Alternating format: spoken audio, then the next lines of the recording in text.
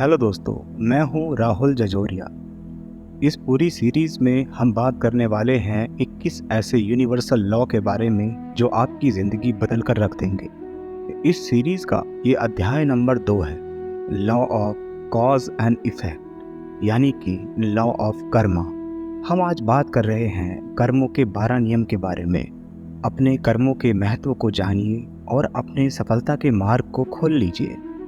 कर्म एक संस्कृत शब्द है जिसका अर्थ होता है कार्य या क्रिया, जिसको हम एक्शन भी कह सकते हैं।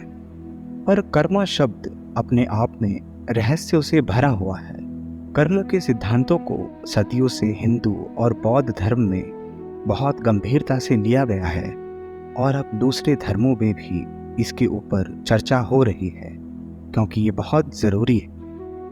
जो भी काम आप अपने उद्देश्य से करते हैं वो कर्मा कहलाता है। कर्म अच्छा या बुरा दोनों हो सकता है।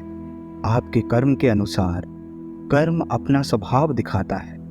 कर्म आपको जीवन का महत्व समझाता है और इसका सही तरीके से अनुसरण करने से कर्म आपकी चेतना और आत्मा को उसके निर्धारित लक्ष्य तक पहुंचाने में मदद भी करता है। कर्म आपको सच्ची राह पर ले जाता है। आप बचपन में ये कहावत सुनते आए होंगे, जो जैसा बोएगा वैसा काटेगा। यह कर्मा का सबसे सीधा और लोकप्रिय नियम है। इस भौतिक जगत में हम प्राणी कर्म और मृत्यु के बंधन से बंधे हुए हैं। मनुष्य जो भी कर्म करता है उससे एक खास तरह की ऊर्जा उत्पन्न होती है और वह ऊर्जा या तो सकारात्मक होती है या नकारात्मक, और यही ऊर्जा इस दिव्य और अलौकिक ब्रह्मांड को आपके विषय में बताती है। इसीलिए काम, क्रोध, लालच, ईर्ष्या और आलस, इन सभी को दूर करना आपके सिद्धांत में ज़रूर शामिल होना चाहिए, क्योंकि इन विकारों से मनुष्य के जीवन में बहुत सारी परेशानियां आती हैं। इन विकारों से कर्मा सबसे ज़्यादा प्रभावित होता है और समय समय पर आपको अपने ऊपर नकारात्मक प्रभावों का सामना करना पड़ता है। पहले जरा समझ लेते हैं कि कर्मा का कानून कैसे काम करता है। जीवन में किसी भी निर्णय को लेने के लिए पहले उसकी अच्छाइयों और बुराइयों पर ज़रूर गौर करें। अपने विचारों और भावनाओं को कभी भी अनियंत्रित ना होने दें, क्योंकि कर्मा आपके विचारों और भावनाओं को ही देखता है और उसके बाद आपको फल देता है। अगर एक इंसान गलत भावना से किसी काम को करता है तो इससे नकारात्मक ऊर्जा का संचार होता है, जो समय आने पर उसके पास लौटता है और उसको वो भोगना पड़ता है। और अच्छी नीयत से किया हुआ काम किसी न किसी रूप में मनुष्य को बेहतर फल देता है।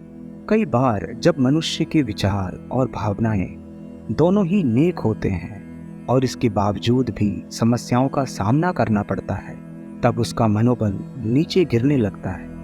वो इंसान कर्मा को बुरा भला कहता है और ईश्वर को कोसने लग जाता है। ऐसा इसीलिए होता है क्योंकि वह मनुष्य इस ब्रह्मांड के काम के तरीके को बेहतर तरीके से नहीं जानता।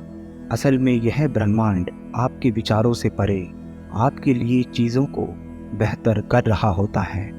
कई बार ये आपके अतीत, आपके पास्ट के बुरे कामों को सुधारने में लगा रहता है, और जब ऐसा हो रहा होता है उस समय एक व्यक्ति का मन बहुत बुरे तरीके से डिप्रेशन में चला जाता है। उस इंसान के अंदर काम, क्रोध, लालच और आलस एक एक करके उस पर हावी होने लगता है। ऐसे वक्त में अगर एक इंसान खुद को जितना हो सके संयमित रखने की कोशिश करे और अपने बुरे समय को दिल से अपनाए, तो समय के साथ उसके बुरे कर्म भी नष्ट हो जाते हैं और उस इंसान की जिंदगी की एक नई शुरुआत होती है। आग में तपकर बेहतर भविष्य का निर्माण होता है। इसीलिए मनुष्य को अपने विचारों और भावनाओं के ऊपर गौर करते रहना चाहिए। कर्मा एक दिव्य अलौकिक न्याय की प्रक्रिया है। कर्म करने पर मनुष्य का अधिकार है और उसे फल की चिंता नहीं करनी चाहिए। जो हमारे कंट्रोल से बाहर है उसे छोड़ देने में ही भलाई है। हाँ, आप कोशिश जरूर कर सकते हैं। ये नियम इस आधार पर चलता है, जो बोया है वो काटना ही पड़ेगा। आप जिस भी सोच और भावना से अपनी ऊर्जा खर्च करते हैं, वह किसी न किसी रूप में लौटकर आपके पास आती ही है। अगर आप इस ब्रह्मांड को खुद के लिए अच्छा चाहते हैं, तो आपको भी दयालु होना होगा, सच्चाई के रास्ते पर चलना होगा और हमेशा अच्छी भावनाएं रखनी होंगी। तभी कर्मा आपके अवगुणों को गुण में बदल पाएगा। ये बात सच है कि आप इसे अपनी आंखों से नहीं देख पाएंगे, पर ये अलौकिक घटनाएं हर एक दिन घटती जाएंगी। लॉ ऑफ कर्मा के अंदर दूसरा नियम है लॉ ऑफ क्रिएशन, यानी कि सर्जन का नियम। सर्जन का नियम ये बताता है कि हमारी जिंदगी में चीजें बस यूं ही चलकर हमारे पास नहीं आने वाली, बल्कि हमें उन तक पहुंचना होगा।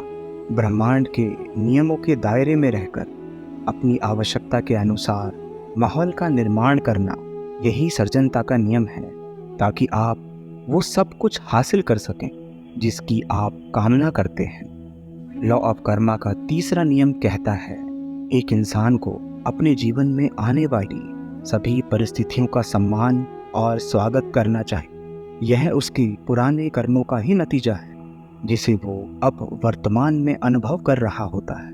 किसी दूसरे को अपने ऊपर आए हुए संकट का कारण समझना गलत है। दूसरों पर ब्लेम करने की बजाय आपको अपने अंदर झांक कर देखना चाहिए। इस तरह से आप अपने कर्मों के प्रकोप से सही सलामत बाहर निकल पाएंगे। चौथा नियम यानी कि लॉ ऑफ ग्रोथ, विकास का नियम है। आपके शरीर और मन के अंदर आपको सिर्फ उन्हीं चीज़ों पर बदलाव करने की अनुमति है जिसके ऊपर आपका पूरी तरह अधिकार है। जिन चीज़ों पर आपका अधिकार नहीं है, आपको जितना हो सके उतने शांत मन से नज़रअंदाज करने की ज़रूरत है। आपका अंतिम फोकस खुद अपने ऊपर होना चाहिए। बुरी परिस्थितियों में ही वो अनमोल अवसर आता है जब इंसान चुनौतियों का सामना करके खुद को निखार सकता है। चौथा नियम है जिम्मेदारी का नियम, लॉ ऑफ रिस्पॉन्सिबिलिटी। आप वो बन जाते हैं जैसा आप खुद के लिए फैसला लेते हैं।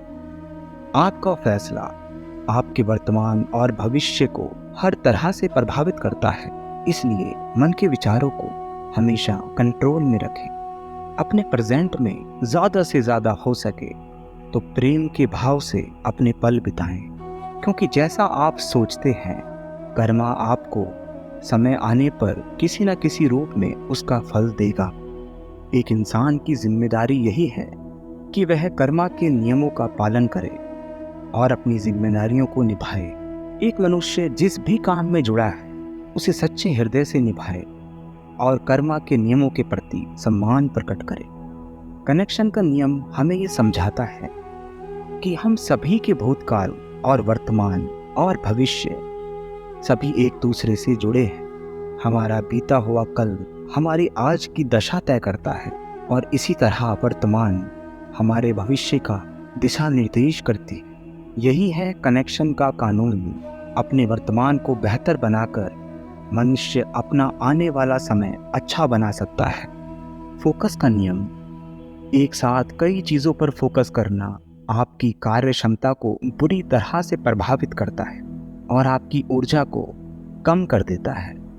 इसलिए कर्मा का यह नियम हमें ये समझाता है कि एक समय पर एक ही काम करना सबसे सही है। एक समय पर एक काम करने से काम में बहुत प्रेम, जुनून और खुशी जागृत होती है। इससे काम में पहले से ज़्यादा मन लगने लगता है। विश्वास का नियम, आप अपने विश्वास को प्रबल होने दें और अपने विश्वास के अनुरूप काम करें। अपनी सोच और विश्वास में शुद्धि ले आएं। जो भी आप अपने मन में विश्वास रखते हैं उसे अमल में भी लाना ज़रूरी है। अगर आप अपने मन में शांति स्थापित करने की कामना करते हैं तो आपको अपने विचारों से बाहर दुनिया में भी शांति स्थापित करने की कोशिश करनी चाहिए। तब जाकर ये ब्रह्मांड, ये यूनिवर्स आपके विश्वास के हिसाब से आपको फल देगा। धैर्य का नियम, law of patience and reward. मनुष्य को धैर्य के साथ अपने कार्य को करना चाहिए। धैर्य के साथ किया हुआ काम और हर दिन एक समान मेहनत करते रहने से कर्मा आपको आपका उपहार जरूर देगा। धैर्य से किया हुआ काम कभी विफल नहीं होता। कर्मा का नियम भी हमें यही समझाता है और ये एक यूनिवर्सल फैक्ट है जिसमें धैर्य के नियम में कोई संदेह नहीं रह जाता। Law of significance and inspirations. महत्व और प्रेरणा का नियम ये समझाता है कि इस दुनिया में मौजूद हर एक इंसान के पास देने के लिए कुछ ना कुछ ज़रूर होता है। हमें ईश्वर से प्राप्त अपनी शक्ति को जल्द से जल्द पहचानना होगा और अपने काम से इस दुनिया को बहुमूल्य चीज़ें प्रदान करनी होंगी और चारों ओर सकारात्मकता फैलानी होगी। आपका ये काम चाहे जितना भी छोटा हो, ये मायने नहीं रखता, बल्कि महत्व ये रखता है कि आपने उस काम को कितने प्रेम भाव से निभाया है। यह ब्रह्मांड उसी प्रेम भावना को महसूस करके आपको फल देता है। The law of here and now. यहाँ और अभी का नियम। मन की शांति पाने के लिए आपको अपने वर्तमान को हर परिस्थिति में स्वीकार करना आना चाहिए। यही यहाँ और अभी का नियम हमें बोध कराता है अपने अतीत को नज़रअंदाज करना होगा। अपने दुखों को शांत मन से सहते हुए उसके गुजर जाने का इंतज़ार करना होगा। ज़्यादा से ज़्यादा वर्तमान में बने रहने की कोशिश करनी होगी और भविष्य की चिंता कम करनी होगी। अपने कमरे में अच्छी तरह से देखें और खुद से कहें, मैं एक वक्त यहाँ हूँ और यही मेरा वर्तमान है। मन को ज़्यादा भटकने ना दें। ऐसा एक बार अभी करके देखें। The law of change. परिवर्तन का नियम। इतिहास हमेशा खुद को दोहराता रहेगा और यह चक्र तब तक चलता रहेगा जब तक इंसान अपनी गलतियों से सबक नहीं ले लेता, इस चक्र को तोड़ नहीं देता। परिवर्तन इंसान की उन्नति के लिए एक मार्ग खोलता है। इसलिए मनुष्य को अपनी गलतियों से जल्दी सबक लेकर अपने जीवन में परिवर्तन का स्वागत करना चाहिए। हमेशा तैयार रहिए हर एक चेंज के लिए, हर एक बदलाव के लिए। उम्मीद है आपको ये सारे नियम समझ में आए होंगे, लेकिन सिर्फ समझना काफ़ी नहीं है, आपको इनको अपने जीवन में उतारना है। इसके अलावा और भी बहुत से नियम हम खोज रहे हैं, उन पर चर्चा कर रहे हैं। तो चलिए मिलकर खोजते हैं इस ब्रह्मांड में छुपे हुए ऐसे सभी नियमों को जो हमारी ज़िंदगी को हमारे मनचाहे तरीके से मोड़ सकते हैं। इस पूरी सीरीज़ की प्लेलिस्ट आप डिस्क्रिप्शन में भी देख सकते हैं। मिलूंगा आपसे अगली वीडियो में। बाय बाय, टेक केयर, खुदा हाफिज़, शब्बा खैर, आज तला बिस्ता।